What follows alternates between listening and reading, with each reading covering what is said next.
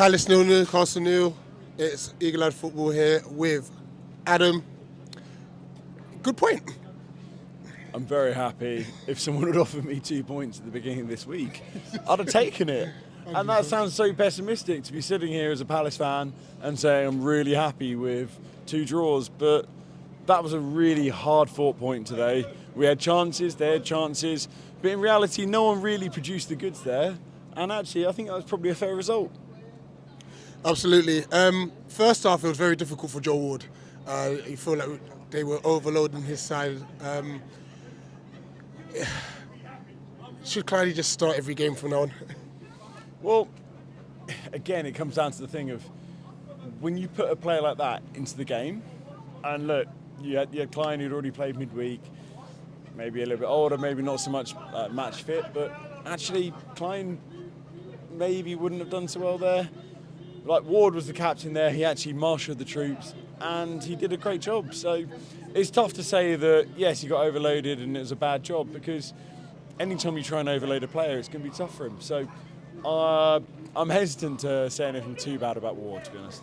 Nah, that's fair. That's fair. What else happened in this game? Mateta. It was pretty much our only real chance of the game, I believe. Yeah. What a save from Pope, by the way. So I had a little wander during the game and wandered towards the middle of the ground, the middle of the main stand. Absolutely brilliant. He swiveled, hit it. That's exactly what we want for a striker. Exactly what we want for a player who's actually got that intent about him. And it was a great save. So how can we say anything about it? The one thing I would say, maybe, is actually our use of the flanks, because every single time they went wide and they went straight up.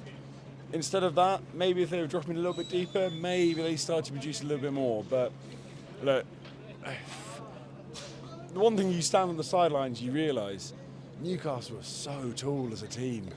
Like, I'm not sure, I'm 6'2", and I watched them, I was like, Jesus, they're tall. And that is intimidating to play against. And maybe you start to realise that the recruitment strategy has been great, but we've got actually a fairly small team. Yeah. So what's been happening there? Like, is that something we need to address as we move forward? Well, thank God Chris Fisher was about, because he's our tallest player. Who's your man of the match? Look, for me, it's a real toss-up. I can't go the same player again. He was a great player today again, Richards, and I love Will Hughes the way he played. But for me, Tyrick Mitchell, he's not had the greatest season, but today he was just on top of everything. He was the first to every ball, and he looked like every bit of the player that called up to that England squad last year. If he can produce that form again, honestly, we got a world-class left-back on our hands. I'm so happy with that, and I'm loving seeing that. 100%. Up the Palace. Up the Palace.